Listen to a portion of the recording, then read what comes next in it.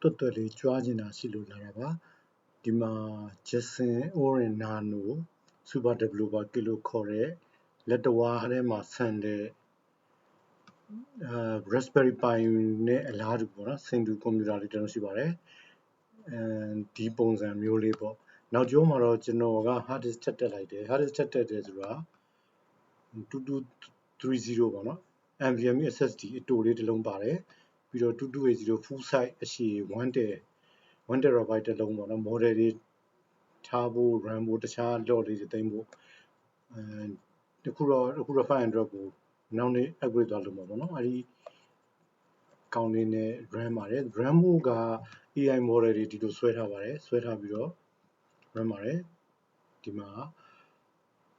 ကိုယ် internet လေးခွင့်ပြုသလောက်ကောင်းရင်ကောင်းသလောက်ဒီ model ကအခုရက်ပိုင်းထွက်တဲ့ model ပေါ့နော်နောက်ဆုံးထွက်တဲ့ model အဲ့ဒီ model ကိုကျွန်တော်ဆက်ကဒီမှာ log in ဝင်လိုက်တယ်ဒီဆက်ကဘာဆက်လဲဆိုတော့ခုနက Orin Nano ဒါပေမဲ့တခုပိုတာက engineering reference လို့ပြောတယ်ဒီဟာကကျွန်တော်အခုဒါလေးပေးသုံးထားတဲ့ boss ပေါ့နော်တကယ်အရင်ချစ်ဖို့ကောင်းတဲ့ boss အကြီးစားသူ့မှာ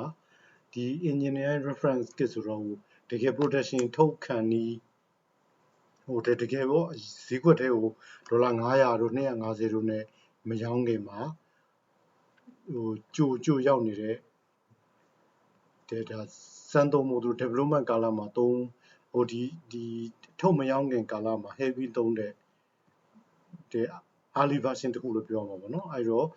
ဘာလေးပဲကွာသွားလဲဆိုတော့ performance ကအတူတူပဲတချို့နေရာတွေမှာပိုတာအောင်မယ်ဒါပေမဲ့ run 8 gig ချင်းပါတာလည်းအတူတူပဲသူ့မှာ firmware တို့ boot loader တို့အဲဒီ system on chip တို့စသဖြင့်ဘုတ်ပေါ်က final မဖြစ်သေးတဲ့ hardware တွေပါတော့ production firmware အခုဆိုရင်ဒါ Jetpack 7.2 ထွက်နေပြီပေါ့နော်အဲ့ဒီအချိန်မှာ operating system တင်ပုံတင်နည်းလေးနည်းနည်းလေးပဲကွာတာပဲရှိတယ် recovery mode ကတင်ကောင်းတင်ရမယ် firmware ခက်ခဲသွားကြည့်အောင်ရေးရမယ်ဒါပေမဲ့ tcl run နဲ့ performance တွေကအကုန်အတူတူပဲဒါကသူ့ရဲ့ performance အကျဉ်းမြင့်ကြည့်တာပေါ့နော်ပြီးတော့ဒီမှာသူ့ရဲ့ performance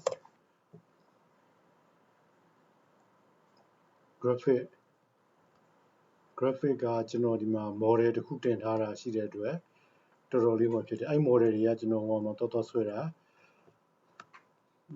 hacking face မှာတော်ဆွဲတယ် model တစ်ခုချင်းဘာကောင်းတယ်ဘာမှလို့ဒီ model က size ဘယ်လောက်ကြီးတယ်ဘယ်လောက် quantize နဲ့ဘယ်လောက်ဆိုရင် size ဘယ်လောက်ရှိပြီးတော့ဘာတွေသုံးလို့ကောင်းတယ်စသဖြင့်အဲ့ဒါမျိုးတွေလိုက်ကြည့်တာပေါ့နော်ဘယ်လောက်ဆိုရင်ကျွန်တော်အခု RAM 8GB ဆိုတဲ့ set မှာတကယ်တော့ operating system နဲ့ GUI နဲ့တခြား application တွေတချို့မသုံးမဖြစ်ဟာလေး run တာ 1.2 to 1.5GB လောက်ယူရဲဆိုတော့ 6GB နီးပါးချောင်ချောင်ကြီးသုံးလို့ရတယ်အဲ့လောက် VGA memory ပေါ့နော်အဲ့လောက် graphic memory မှာ1 billion parameter လို့ model ချောင်ချောင်လေး run လို့ရတယ်အဲ့တော့မှ quantize ပေါ့နော်ဒီလို Q5 တို့ Q8 တို့ level လောက်လိုက်ရင်အဲ့ဒီကောင်က file size ပိုသေးသွားပြီးတော့ဒီ graphic ထဲမှာပိုဆန့်ပြီးတော့ခက်တွတ်အဖြေပေးနိုင်တဲ့ set ကလေးမျိုးဖြစ်လာတာပေါ့နော်ဒီမှာအခုဒီမှာ run ထားတာရှိတယ်ဒီ model ကို run ထားတာက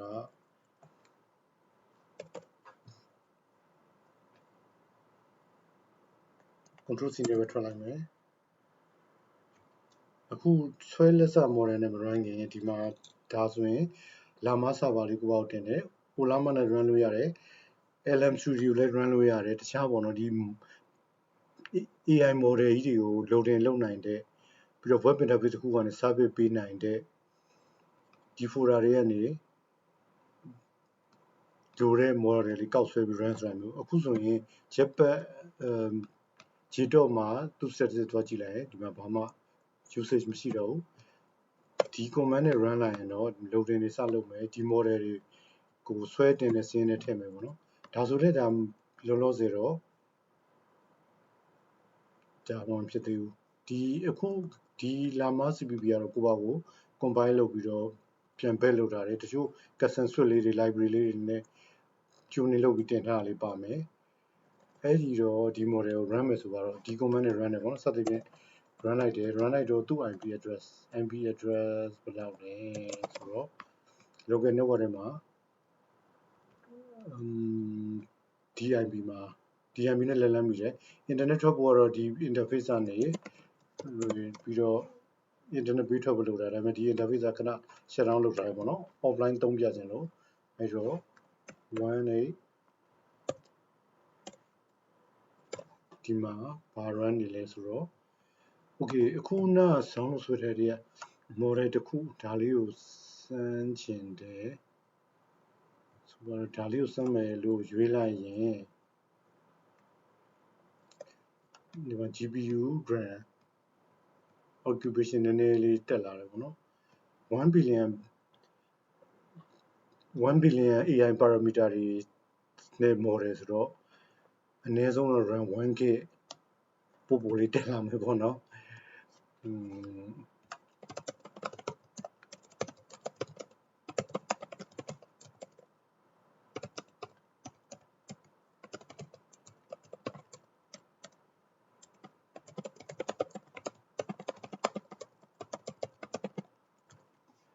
စသဖြင့်သူ့ကိုစမေးကြည့်လိုက်တယ်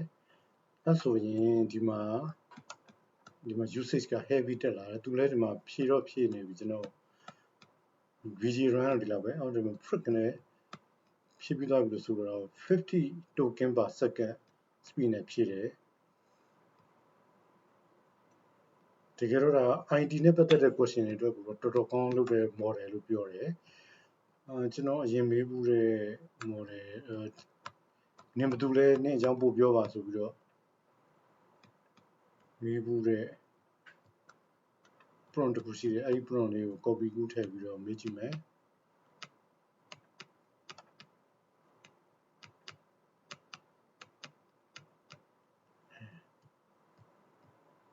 မေးဘူးတာလေ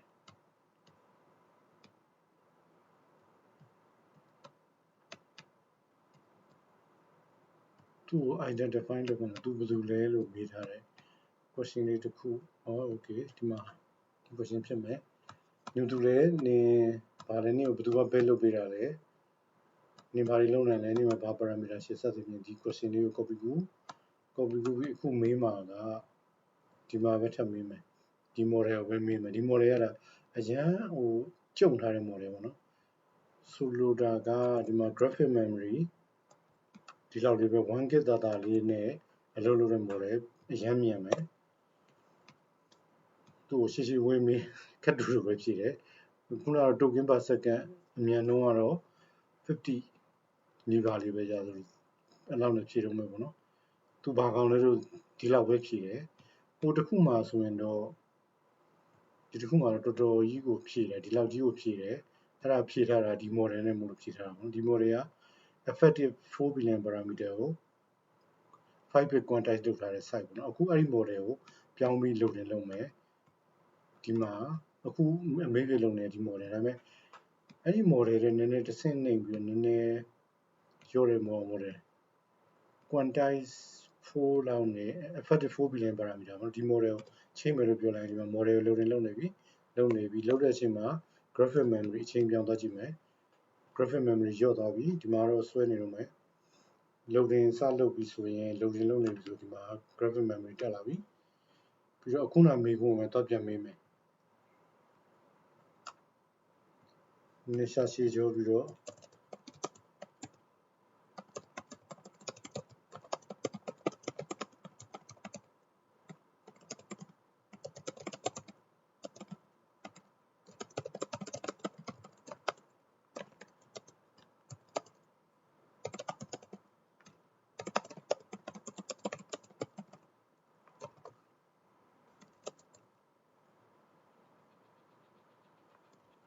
ဆက်စီပြီးတော့ထက်ရှာရှည်ပြီးမေးမယ်အဲ့ဒီအချိန်မှာတော်တော်ကြာလေးဒီမှာ calculate လုပ်မယ်ဖြည့်မယ်ဒီမှာသူတွက်နေတယ်ဒီလောက် rate နဲ့ပေါ့နော်ဖြည့်နေတဲ့ rate ကတော့ဒီမှာမြင်ရမှာပါဒီလောက် token token per second rate ကတော့ခုန90တော့မဟုတ်15လောက်ကြာပါတယ်ဒီ model နဲ့ဆိုရင်မြန်နေသလောက်မြန်တယ် ဖြေရလဲတော်တော် quality ကောင်းကောင်းရှိမိုးဝေးအဖြေမျိုးလိုချင်တယ်ဆိုရင်ဒီ model သုံးလို့ရတယ်1 billion parameter ကတော့ပေါ့တယ်အရင်မြန်တယ်ပေါ့နော်ဒီမှာအခုဒီမှာ RAM 2K ကျော် 3K နီးပဲသုံးတဲ့ model ပေါ့ဒီကောင်ကတော့ဖြေနေတော့ပဲဖြေလို့ကောင်းလည်းဖြေနေတော့မယ်ဒီမှာဒီလောက်ရှိမယ်ချိန်နေပါမယ်အဲ့ဒီအတွက်ကဒီမှာ power ဘယ်လောက်စားလဲဆိုတော့ power 20 watt အောက်ပဲစားတယ်ဖြေနေတော့ပဲကိုရဆိုလေးဒီမှာဖြည့်ပြီးတော့ရင်တော့ဒီမှာ web usage က7 watt အောက်ကိုပြန်ရောက်သွားတယ်ပုံမှန်ချိန်နေမှာဆိုတော့သူ့ heavy ပေါ့နောက်မှာ download မလုပ်ထားဘူးဘာမှမကိုင်းတော့ဆိုရင်အခုကနောက်မှာ download လုပ်ထားတာလေးတွေရှိတယ်ဒီ daemon တွေ run ထားတယ်ဒီ download တော့တစ်ခုတော့ပြီးသွားပြီလို့ယူဆရတယ်ပြီးသွားပြီဒီ model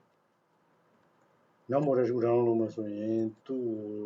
download လုပ်တဲ့ command လေးကိုသွားကြည့်လိုက်မယ်အခုဆွဲပြီးသားက Q5 ဆွဲပြီးသားပြီ thinking Q8 ဆွဲပြီးသားဆိုတော့ full FP18 ကိုဆွဲခြင်းတယ် FP18 ဆွဲဖို့ဆိုရင် FP18 16ပြောတာ sorry FP16 ဆိုရင်တော်တော်ကြီးနေရတယ်ဒီမှာတော်တော်ကြီးဆိုတာဒီမှာသူ့ calculation အရတော့ floating point 16နဲ့ဆို 2.3K လောက်ဆွဲမယ်ဆွဲတဲ့ကောင်က memory ထဲမှာလည်းနည်းနည်းနေရာပို့ယူမယ် smart ဖြစ်တာ engine ဖြစ်တာတော့နည်းနည်းလေးပိုကောင်းမယ်ဒါပေမဲ့1 billion parameter ကရတဲ့တော့ပဲပေါ့လေအဲ့လောက်နဲ့ရမယ့်ကောင်ကို2 point something နဲ့ဒီဟာတော့theoretically ဟိုလိုဒီမှာ download လုပ်တဲ့ command လေးကိုနှိပ်ပြီးတော့ထပ်ဆွဲထားနိုင်မယ်ဒီကလို့ဒါဆွဲနေတော့ connection ပြတ်သွားမှာဆိုရယ်ဒီ session ကိုပြန်ချိတ်ချင်ဒီမှာ screen ထဲမှာ run ထားတယ်ပေါ့ဒါ screen တို့ tmap session ထဲမှာ run ထားတယ်ပြီးရင်ချက်တဲ့ရှင်တော့ပြန် resume လုပ်မယ်သူကဆွဲနှုန်းကဒီလောက်လေးပေါ့1 meg ကျော်လောက်နဲ့ပြေးဆွဲထားတယ်မဆိုးပါဘူးဒါ login မလုပ်ဘဲနဲ့ဆွဲတယ် login ကတခါတလေ login လုပ်တဲ့ website ကို login လုပ်ပြီးမှတွားရင် speed တော့ကောင်းတယ်ဒါပေမဲ့အပိတ်ခံထားတဲ့ website ဖြစ်နေတဲ့အတွက်git တို့ github တို့နော် docker hub တို့နဲ့အတူတူပေါ့နော်ဒီတချို့အပိတ်ခံထားတဲ့ site တွေဒါမှမဟုတ် AS နဲ့ဘာတစ်ခုလုံးဒါမှမဟုတ်လည်းအဲ့ဒီ group နဲ့ region တစ်ခုက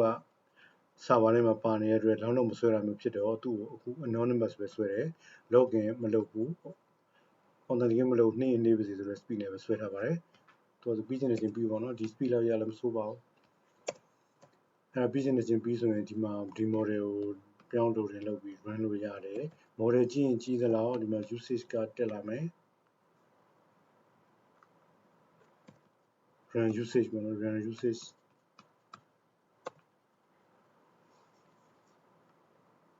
ပုံမြင်အောင်ဒီလိုလေးပြလို့ရမှာပေါ့နော်ဒီမှာပုံမြင်အဲ့တော့ဒီမှာ model ထက်ချိန်မယ်ဆိုတော့ Q5 က quality ကောင်းတယ်4 billion parameter effective 4 billion parameter ပေါ့နော်အဲ့လောက်နဲ့ model ကိုပြောင်းပြီး loading လုပ်မယ်ဆိုတော့ဒီမှာ loading လုပ်နေပြီ memory ကိုရှင်းတယ်ပြီးတော့မှ hard disk ကနေတော့ပြန်ဖတ်မယ်တဖြည်းဖြည်းနဲ့ဒီမှာတက်လာမယ်အဲ့ချိန်မှာတခြားနည်းနဲ့ monitor လုပ်ရှင်ဒီမှာဘာတွေဖတ်တယ်လဲဘယ် file သူတင်တယ်လဲဘယ် command နဲ့ဘာတွေ rewrite လုပ်နေတယ်လဲစသဖြင့်ပေါ့နော်မဖတ်ပါနဲ့ဒီ file ခုနကဆိုင် memory occupation နည်းနည်းစီပိုတက်လာတယ်ပြီးတော့1လောလောဆယ်တော့ web ကတော့ဒီလောက်ပဲသုံးတယ်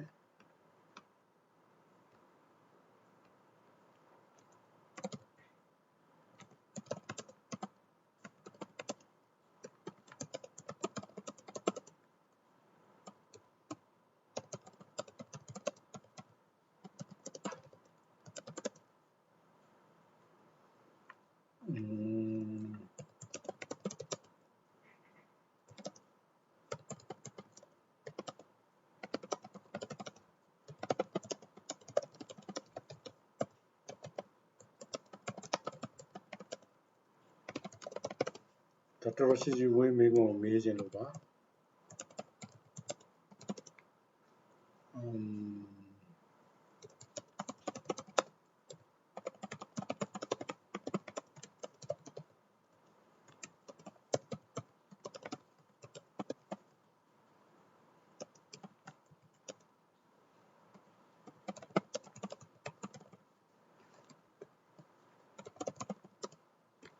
ဒီဝေမေကွန်ရှုပ်ထူတွေကျွန်တော် evidence ညံပြင်းပြီးတော့ sentence မဟုတ်တဲ့ English စာလေးနဲ့လည်းမိတယ်ဒီမှာ processing လုပ်တဲ့ Copro ထည့်ပြီး processing လုပ် word usage တက်လာပြီအဲ့ချိန်မှာ memory တွေ GPU usage တွေလည်းတက်လာတယ်ပေါ့ဖြည့်ပြသားပြီလားမနှောနော်ဒီကဘာလို့နှိမ့်သွားတာလဲ word usage ကဘာလို့ပြန်ကျသွားတာလဲဟောဒါသူလိုအပ်ရင် internet ပေါ်ကလည်းသွားရှာပြီးတယ်လောလောဆယ် internet ဖွင့်လာတယ်ပြီးတော့ internet ဖွင့်ရင်သူ processing တွေလောက်ကြာနေပြီတချို့ main တွေက internet မသွားရှာမှရမှာဖြစ်တဲ့အတွက်သူသွားရှာတယ်ပေါ့ကြာတယ်ပေါ့နော်တမင်သက်သက်ကြီးတာကတော့ internet မပါဖြေမိရတဲ့ပုံစံမျိုးမိတယ်ဒါပေမဲ့ internet မရှိလည်းပဲဒီ main တွေသူကောင်းကောင်းသူ့မှာနောက်ဆုံးသိထားရတယ်သူကောင်းကောင်းဖြေတယ်ပေါ့နော်နောက်ဗမာလိုလည်းရတယ်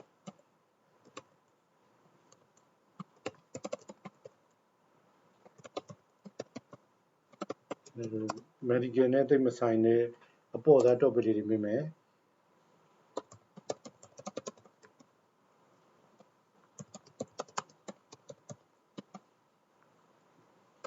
ဗမာသာဒီလိုလေးရရစီမယ်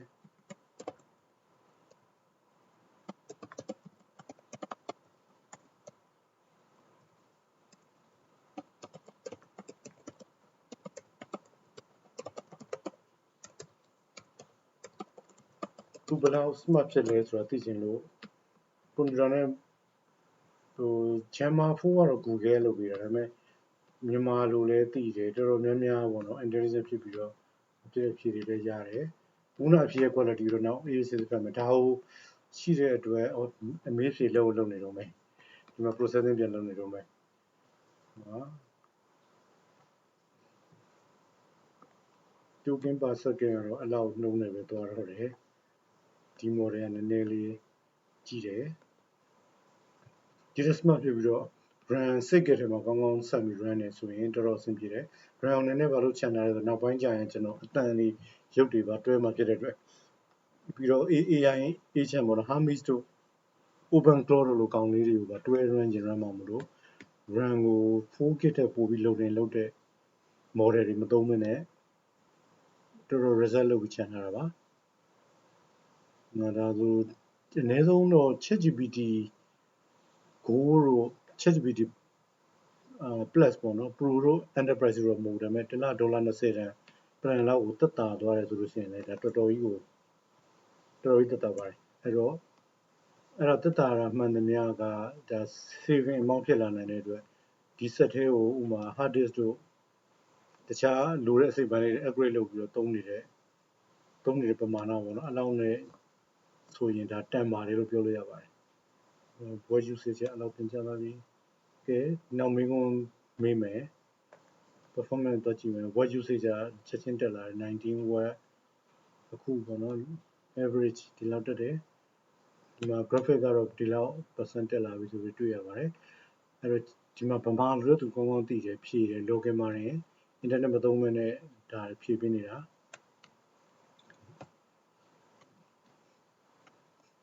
တော်တော် analyze လုပ်ပြီးတော့တော်တော်လေးကိုဒါသုံးအောင်အတက်နိုင်လို့ဖြည့်ပေးတယ်ဒီ model ကတော်တော်ကောင်းတယ်ဒါ Google ရဲ့ Gemma 4 model မို့လို့လည်းပါတယ်ပြီးတော့တခြား Microsoft ရဲ့ computer နဲ့ဟိုပဲလုပ်လို့ရတဲ့ file တို့အခုနဒီရက်ပိုင်းထွက်တဲ့ဒီ mini CPM 5 1 billion parameter model ဆိုရင် coding ရယ် ID နဲ့ပတ်သက်တဲ့ debugging တွေပဲလုပ်ခိုင်းလို့ရတယ်လို့ပြောတယ်သူ့ကိုလည်းဒီ question မျိုးမေးလိုက်ရင်တော့ကြောကကြောင်ဘယ်လောက်လေးဖြည့်မလဲသိချင်တဲ့အတွက်ဒီ prompt ကိုပဲ copy ကူးပြီးတော့ပြန်မေးပေးပါဦးမယ်ဖြည့်ကောင်းလို့ဆိုတော့ပေးဖြည့်ထားလိုက်အောင်မယ်graphic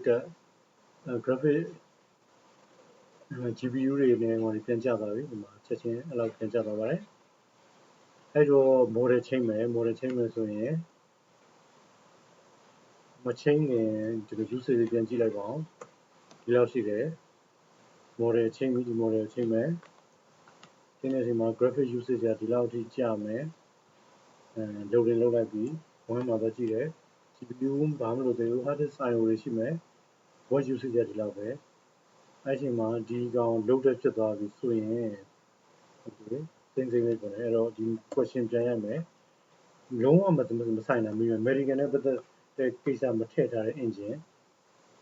ဝေါတိုကင်မှာ second အဲ့လောက်မြန်မြန်နဲ့ဝုန်းဆိုဖြည့်ချပလိုက်တယ် ပုံမှန်အခြေအနေပြန်ရောက်သွားပြီ understand your experience in excessive sweating and nice ဆိုသူနားလဲတယ်မင်းမိတော့နားလဲတယ်ဒါပေမဲ့ဒီ paper fight အခုပေါ့ဒီကောင်ဆို cloud လို့ပြောလို့ရတယ် coding model နဲ့ ID နဲ့ပတ်သက်တာပဲထည့်ထားတဲ့ AI model ဖြစ်တဲ့အတွက်သူက American နဲ့ပတ်သက်တာတွေတော့ဘာမှအများကြီးဖြစ်မှာမဟုတ်ဘူးအဲ့တော့ဒီလိုမျိုးဖြစ်ပါတယ်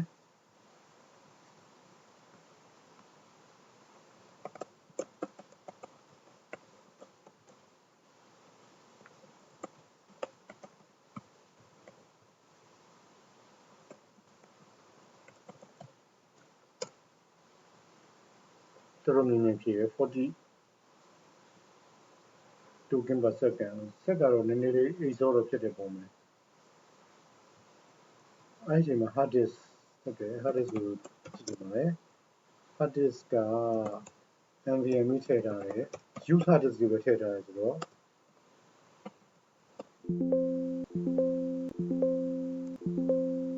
ဘယ်လိုလဲတစ်လုံးပဲထည့်ထားတယ်အဲ့ဒီကောင်က temperature ဒီလောက်မဆိုးပါဘူးနောက်မှာ download ကလည်းလုပ်နေသေးတယ် download လုပ်တာမပြီးသေးဘူး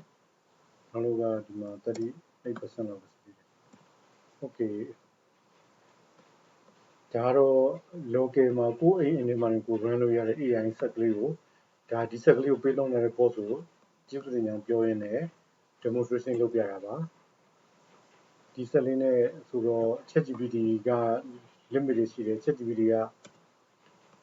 မေးတာသိပ်များလုံးတယ်ဒီနေ့တော့မေးတာဘယ်လောက်တော့များနေဘယ်ချိန်ကျမှပြန်လာမေးဆိုတော့ဒီစားမျိုးမရှိတော့ဘူးပြီးတော့ internet တစ်ခါလေမရတဲ့အခါမျိုးမှာမီးဖွင့်ထားလို့မီးကလည်းဒီမှာသူကတော့30 watt adapter လောက်နဲ့ရတယ်ဒါပေမဲ့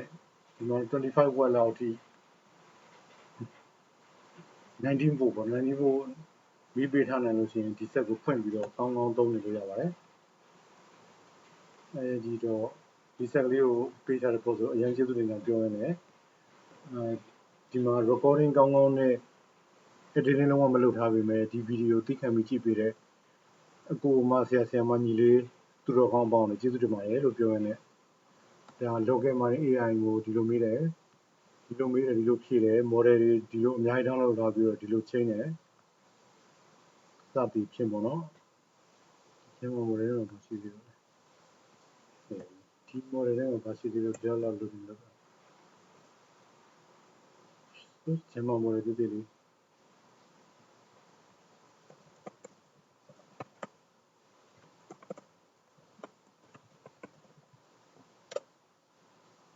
ဟုတ်မဖြစ်ဘူးကဲမစ review the detail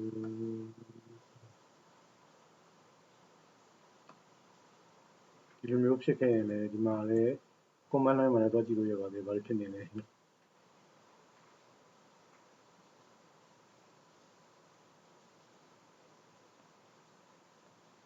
ဒီ file ကို download လုပ်တော့ပြဿနာရှိတယ်မပြီးခဲ့တာလည်းဖြစ်နိုင်တယ်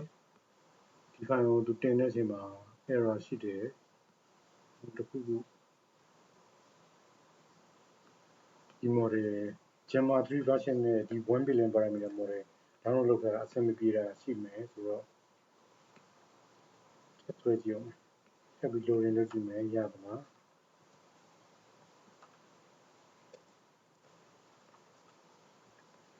retry လုပ်တာဘယ်လိုလုပ်ပါလဲအဲ့ဒါ model change ပါအောင်မယ်ပေါ့ပါပါ model တခုပါချင်းရမယ်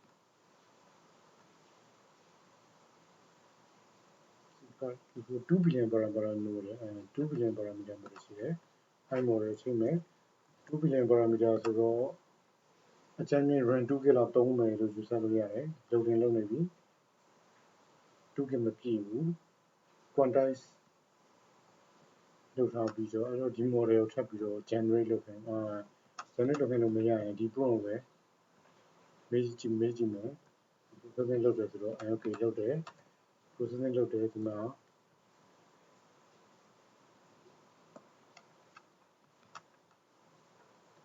လုပ်တယ် power ဘယ်လောက်သုံးလဲကြည့်တယ်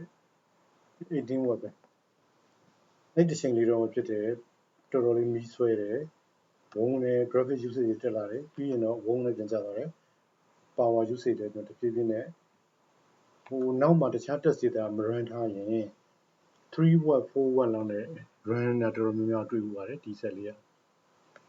fan လဲသလား fan လဲနှုံးပုံမှန်လည်းမူတည်ပြီးတော့သူ့ကိုယ်သူအေးအောင်လုပ်ရတဲ့အတွက်လည်း power ဘယ်လောက်သုံးလဲဆိုတာဒီမှာမြင်ရပါတယ်ဒီ model capability တွေ solution တော်တော်ချစ်ဖို့ကောင်းပါတယ်အရင်ချစ်ဖို့ကောင်းပါတယ်ဒီလိုမျိုးကိုယ့်အိမ်ထဲမှာလည်းကိုအင်တာနက်များသောအားဖြင့်သုံးစရာမလိုဘဲနဲ့ကိုယ့်စက်ထဲမှာလည်းကိုဒီလို ChatGPT ပေါ့နော်အပေါ်စားလေး run တဲ့အတွက်ChatGPT လိုပဲ model တွေအများကြီးရွေးလို့ရတယ်ဒီမှာလည်း model တွေရွေးရဆိုတော့ ChatGPT မှာလည်းဒီလို limit ပေါ့နော်မနေ့တနာရီခွဲလောက်တည်းမှာငါ့ကိုထမေးတော့ဒီမှာဘယ် model plus plan မဟုတ်တဲ့အတွက်ဘယ် model ပဲရွေးဆိုတာမျိုးသူကတခါတလေအဲဆိုထိကိုဖြစ်နေတာဒီမှာ model ရွေးတာများဒီမှာရှိလား model ကိုဘယ်ကရွေးတာဒီကရွေးရတာလားမသိတော့ဘူးတိတ်ပြီးတော့ဒီ ChatGPT အစစ်ကြီးကိုတိတ်မသုံးတာကြတော့ဘယ် model ကိုမေးဖြေလို့ရမလဲဒီ pre plan အရင်ကတော့ဝယ်သုံးခဲ့ပါတယ်ဒါပေမဲ့အဲ့လိုပဲဒေါ်လာ20ဆိုတာတသိန်းနီးပေါ့နော်အခွန်ရောကျန်တဲ့ transaction fee တွေအခွန်အခါလေးတွေပါဝင်အဲ့လောက်ကြီးလွှဲနေရတော့တစ်လောက်တသိန်းသက်တာလဲမဆိုးဘူးဆိုပြီးတော့ free version သုံးလိုက်ခုနက local မှာရှိတဲ့ AI လေးကိုသုံးလိုက်နေဆိုတော့ဒီအကျိုးကျေးဇူးလေးတွေကောင်းကောင်းရတဲ့အတွက်ဘာလို့လဲဒါ hard disk ကို compare လုပ်ထားတာပါအဲ့လိုခိုင်းနေရအကုန်လျှောက်ခိုင်းလို့ရှိရင်အကုန်ဆက်လို့ရတဲ့ AI assistant ကောင်းတွေရှိတဲ့အတွက်အစရအားလုံးကျေးဇူးတင်ပါတယ်လို့ပြောရင်းနဲ့ဒီနေ့တော့ဒီလောက်ပါပဲနောက်မှနည်းနည်းပိုစိတ်ဝင်စားစရာကောင်းတဲ့ attractive ဖြစ်ပြီးတော့ presentation ကောင်းတဲ့ video လေးနဲ့ပြန်တက်လာပါမယ်ကျေးဇူးများတင်ပါတယ် run လို့မရတဲ့ model ကိုပြန် loading လုပ်မယ်ဘာကြောင့်လဲသိချင်လို့အဲ့ဒီအချိန်လေးကစပြီး error ပေးသလားလဲသိချင်လို့ error ပေးရင်တော့ဒီ model ကိုဖျက်ပြမယ်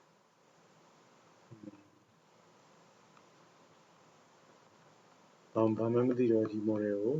ချိန်တဲ့အချိန်မှာရှိတဲ့ကောင်ဒီလိုလေး copy ကူးမယ်ကောင်းတဲ့ model တခုပြန် loading လုပ်မယ် Q5 ဗျာရောဒီစက်မှာလောလောဆယ်ဒါအကောင်းဆုံး model ဒီ model ကိုပြောင်း loading လုပ်မယ် loading လုပ်တဲ့အချိန်မှာတော့ word ကဒီလောက်ပဲအိမ်နဲ့အဲ့လောက်ပဲ calculation နဲ့တကယ်အမေးတွေလုပ်နေတဲ့အချိန်လောက်တော့ word မစားသေးဘူးပေါ့နော် graphic memory VGA run တွေကို model ဆွဲတင်ထားပြီအဲ့တော့ဒီ error ကိုပြပြီးတော့မြင်မယ်okay paste လုပ်လိုက်တယ်မေးတယ်ဒီစနေလုပ်တယ်ဒီမှာ usage တက်မယ် power တွေစမယ်ဒီချိန်မှာအဲ့တော့မီးလာရင်လာသလောက် power PC အဲ့လောက်လေးနဲ့ဒီလောက်ဝက်နဲ့တင်တစ်ချိန်လုံး on ထားလို့ရတဲ့ AI engine လေးရှိတဲ့အတွက်ဒါတော်တော်ကြီးကိုအဆင်ပြေတယ်လို့ပြောရမယ် internet မရှိတဲ့အခါမှာမီးလာရုံနဲ့သုံးလို့ရမယ်အဲ့လို Doomsday offline local ChatGPT လေးပေါ့အဲ့ GPT လေးရတဲ့အတွက်ကဒီဆက်ကလေးကိုလက်ဆောင်ပေးတဲ့ပေါ်ဆိုတဲ့ကျေးဇူးများတင်ပါတယ်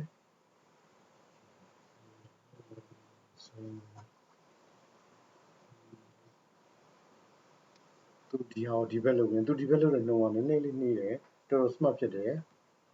ဒါပေမဲ့ဒီ message ကိုပဲထပ်မေးအောင်မယ်ဒီ prompt ကိုပဲ copy ကူးထားပြီးတော့နောက်ထပ်ပေါ့နော်အဲ့ဒီ ID ကိစ္စတွေကိုပဲလုပ်ပါတယ်ဆိုတော့ model 1 billion model အသေးစားလေးအဲ့ဒီ model ကိုဒီမေးခွန်းမေးမယ်အဲ့ဒါလေးမေးဖို့အတွက်စောင့်နေပါတယ်သူမေးပြီးလို့ပုံမှန်အခြေအနေပြန်ရောက်သွားရင်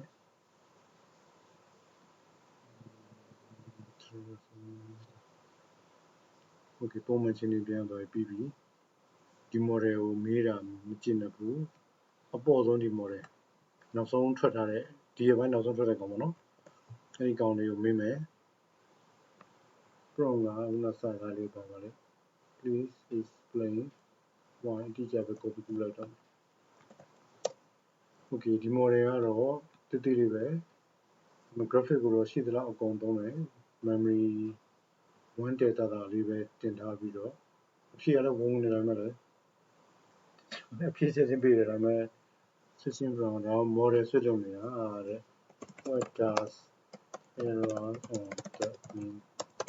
အဲ့လောက်ကြီးတိုးတော့လည်းအဆင်မပြေဘူးကွယ် error ကဒီမှာတော့ပြန်ကူအောင်မသိဘူး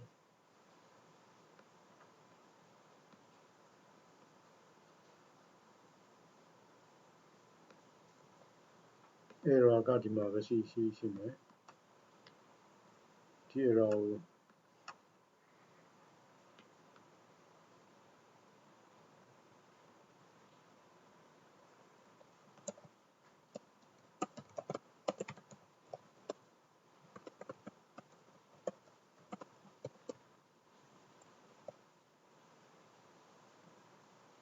ရှင်းပိုင်း model ချင်းနဲ့အဆင်ပြေတဲ့နေရာတွေ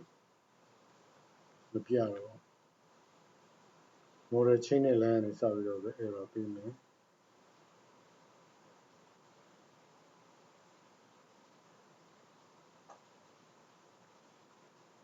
okay ဒီ error ကိုပြပြီးတော့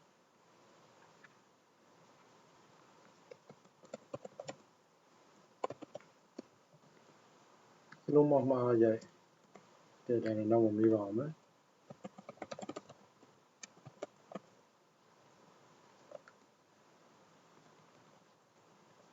ဒီကူတော့မေးချလိုက်အောင်မယ်ဒီတော့ performance တော့ကြည့်တယ် log လည်းကြည့်တယ်ဒီလောက် token per second နဲ့ဖြည့်ပြီးသားမြင်လားအဲ့လောက်တူဖြည့်လို့နေတော့မဟုတ်သေးဘူးဖြည့်တော့ဖြည့်ပြီကောင်းလေးဖြည့်ပါတယ် back in the model အဲ့ဒါဆိုတော့ဒီ model file ကိုဖြတ်ချရတော့မှာပေါ့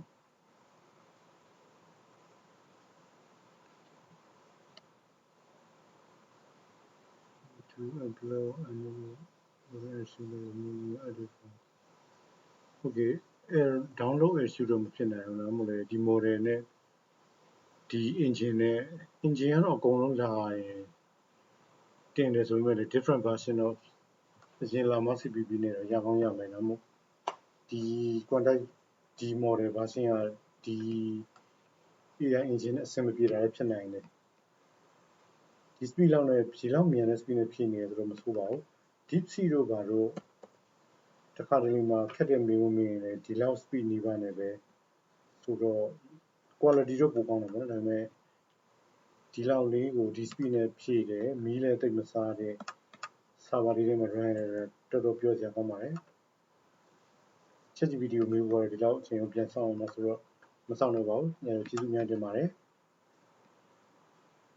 အားလုံးအရင်ခင်ပြီးတော့တစ်ခုခုထပ်ပြီးတော့အကျိုးရှိတာဝင်းမြနိုင်မှုစူးစမ်းပါမယ်